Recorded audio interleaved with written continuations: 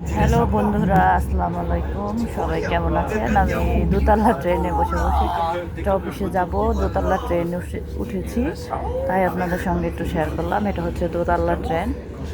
দোতলাতে বসে আছি। যেখানে যাব এটা অন্য ট্রেনে আর কি যেতে হবে, সেজন্য আর কি ট্রেনটা চেঞ্জ করলাম, তাই আপনাদের সঙ্গে একটু শেয়ার করলাম। দোতলা ট্রেন বোঝেনি তো কেমন, এক দুই, সেটাই। কার কেমন লাগলো সবাই কমেন্ট বক্সে জানাবেন, এবং আমার